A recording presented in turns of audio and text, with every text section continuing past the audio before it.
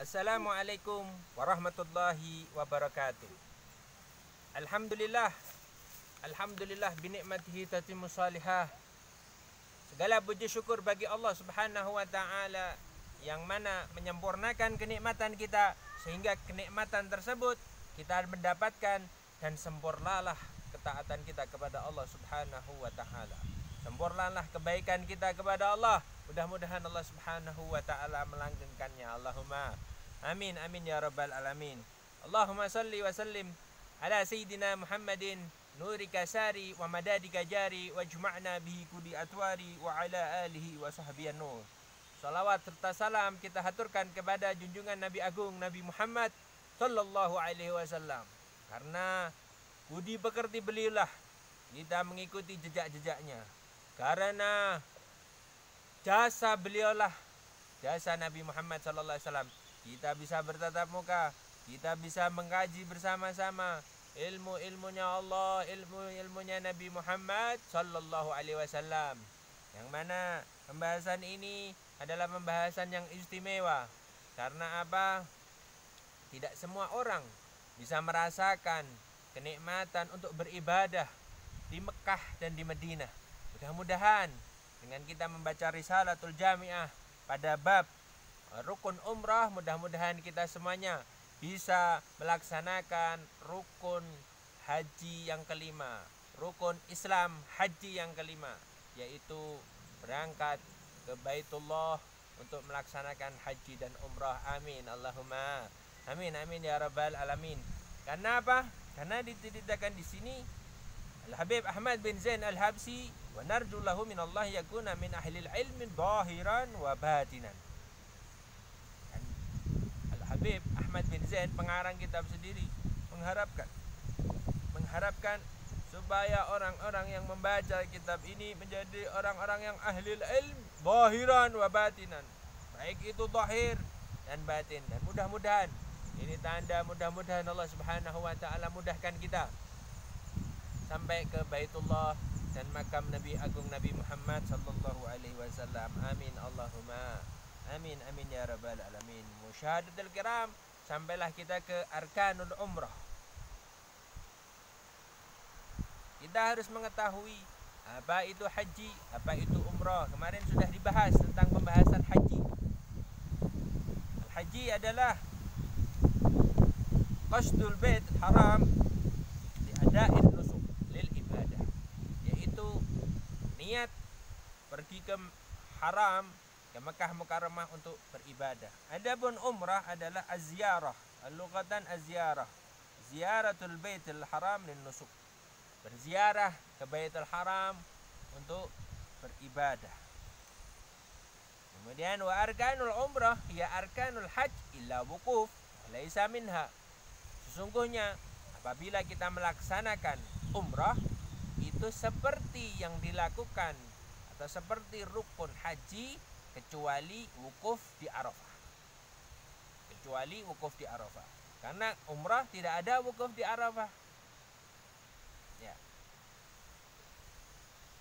Kemudian wayajibu litawaf satrul aurat, dan diwajibkan bagi seseorang yang tawaf mengelilingi Ka'bah berapa? 7 kali keliling, maka harus menutup aurat.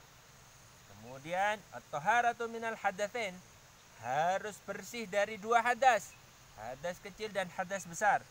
Wa minan najasah, dan harus bersih dari najis, baik itu tempat, baik itu badan, baik itu bajunya. Wa yakuna sab'at tawafat fil masjid wal baiti yasarih wa wal khariju anhu, dan hendaknya dia tawaf 7 kali putaran di dalam masjid, wa an yasari wa huwa khariju anhu, dan jadikan Ka'bah berada di kirinya, ya, berada di kirinya, dan wa huwa khariju anhu, dan di luar Ka'bah. Maksudnya apa di luar Ka'bah? Kita mengetahui bahwa di dalam di Ka'bah itu ada yang namanya Hijr Ismail. Hijr Ismail yang mana di atasnya adalah talang emas. Nah, ini Hijr Ismail ini termasuk di dalam dakhilul Ka'bah, termasuk dalam Ka'bah. Nah, kita tidak boleh masuk ke Hijr Ismail tersebut apabila melakukan tawaf. Ya, jadi apabila kita mutarin Ka'bah tapi kita masuk ke dalam batasnya Hijr Ismail, berarti dia tidak sempurna tawafnya, tidak sah tawafnya, karena harus keluar dari Hijr Ismail. Begitu juga ada di dalam Ka'bah itu sadarwan. Apa itu sadarwan? Itu adalah pondasi. Kalau kita diberi panjang umur dan diberi rezeki yang banyak oleh Allah, mudah-mudahan kita bisa melihat sadarwan. Apa itu sadarwan? Adalah pondasi miring di bawah Ka'bah, kurang lebih 1 meter. Pondasi miring di bawah Ka'bah. Ketika diri kita nempel di situ, berarti kita berada di dalam. Harusnya menjauh sedikit. Ya. Ini yang perlu diperhatikan. Jadi seseorang tawaf itu harus menutup aurat, harus bersih dari hadas kecil dan hadas besar, harus bersih dari najis, dan kemudian tawaf 7 kali di dalam lingkungan masjid dan keluar dari Ka'bah Musyarrafah, keluar dari Hijr Ismail. Adapun makam Ibrahim itu di luar Ka'bah. Kita boleh melewati antara Hijr Ismail dan makam Ibrahim, itu boleh. Ya, yang tidak boleh melewati Hijr Ismail. Ya, paham? Wa yajibu ayyakuna sa'ya sab'an. Setelah melakukan tawaf, melakukan sa'i 7 kali. Sa'i 7 kali. Wa ba'da tawaf wa yabda'a bis Safa wa yahtim bil Marwah. Dimulai dari Safa dan diakhiri nanti di Marwah. Ya. Awalnya dari Safa, akhirnya di Marwah. 1 kali dari Safa, Marwah 1. Marwah Safa 2. Balik lagi 3, 4, 5, 6, 7. Wa yakhtim bil Marwah, sampai Marwah. Ada sebagian orang yang mana 7 kali ini Safa, Marwah, balik lagi 1. Itu yang salah. Jadi Safa, Marwah 1, bukan Safa, Marwah, balik Safa lagi 1. Salah. Yang benar Safa, Marwah 1, Marwah, Safa 2, jadi 2.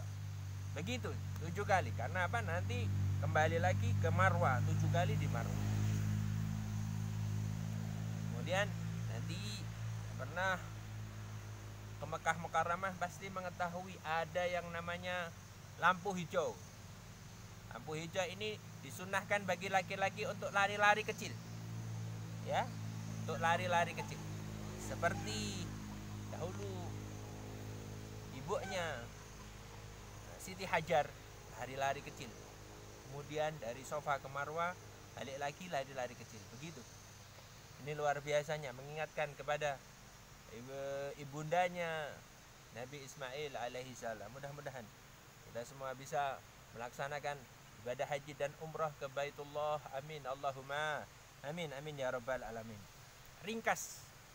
Ringkasannya, ketika seseorang melakukan umrah, ini yang pertama adalah ihram minal miqat. Yang pertama adalah ihram minal miqat.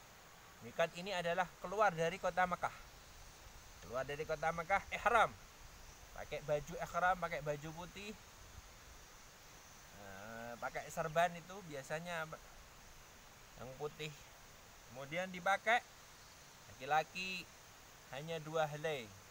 Laki-laki hanya 2 helai pakaian.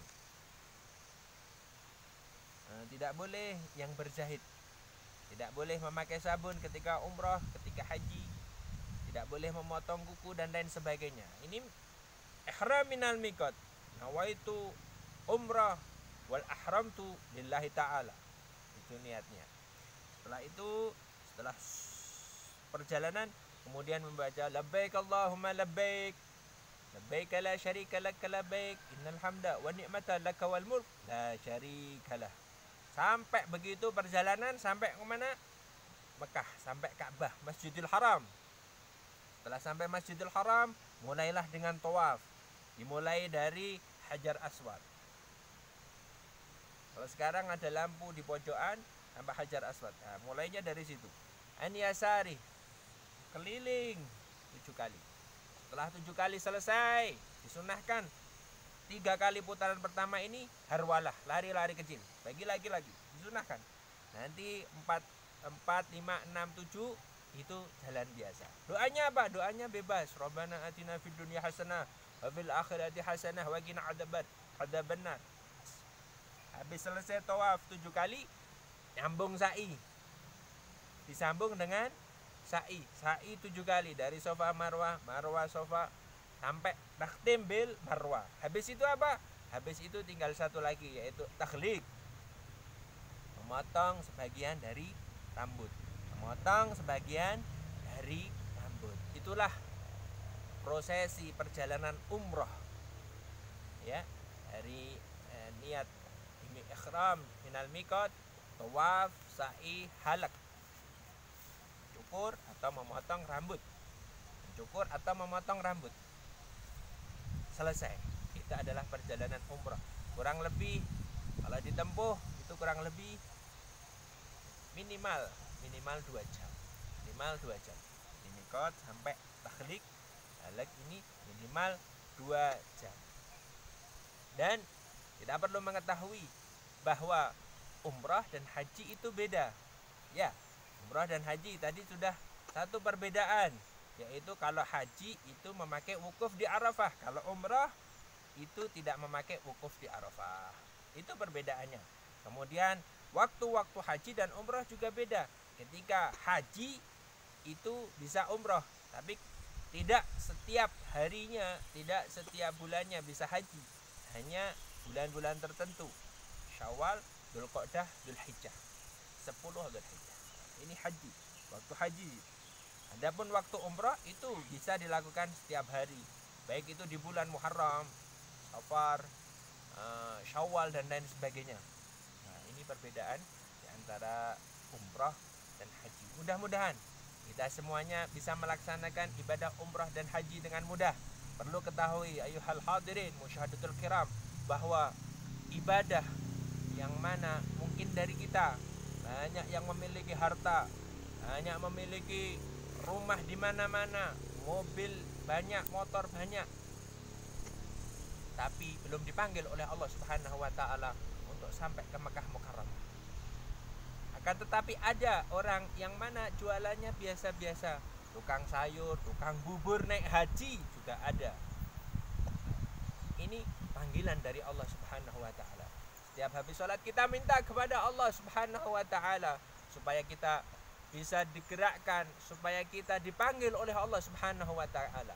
Karena Allah tidak memanggil kecuali tidak menyampaikan kita sampai Masjidil Haram, sampai Madinah Munawwarah, kecuali dipanggil oleh Allah Subhanahu wa taala. Maka dari itu kita minta kepada Allah Subhanahu wa taala dengan sungguh-sungguh, apalagi di bulan Ramadan ini kita minta dengan sungguh-sungguh. Mudah-mudahan Allah Subhanahu wa taala memudahkan rezeki kita, menjaga kesehatan kita, keluarga kita, anak saudara kita, orang-orang yang kita cintai. Mudah-mudahan dimudahkan di dalam mencari rezeki yang halal, yang berkah, yang banyak, dan mudah-mudahan untuk bekal beribadah di Masjidil Haram dan di Masjid Nabawi. Karena uang yang kita keluarkan, uang yang kita sedekahkan, kita keluarkan untuk haji dan umrah, Allah Subhanahu wa taala balas berlipat ganda. Dan kalau dihitung-hitung dalam ibadah haji dan umrah, daripada uang yang kita keluarkan 25 juta, 30 juta ataupun 40 juta, ini tidak sebanding dengan pahala yang kita dapat. 2 rakaat sholat di Masjidil Haram akan dilipat gandakan 100.000 rakaat. 2 rakaat di Masjid Nabawi akan dilipat gandakan menjadi 1000 rakaat. Sedekah kita yang mana 1000 perak, 1 real. 1 real itu adalah 4.000. 1 real kita sedekahkan di Masjidil Haram, maka sebanding dengan 4 juta kita. 4 juta kita keluarkan hanya 1 real, 4.000 perak. Luar biasa. Nah, mudah-mudahan kita semua dipanggil oleh Allah Subhanahu wa taala. Amin Allahumma amin amin ya rabbal alamin. Wabillahi taufiq wal hidayah. Waridha wal inayah. Assalamualaikum warahmatullahi wabarakatuh.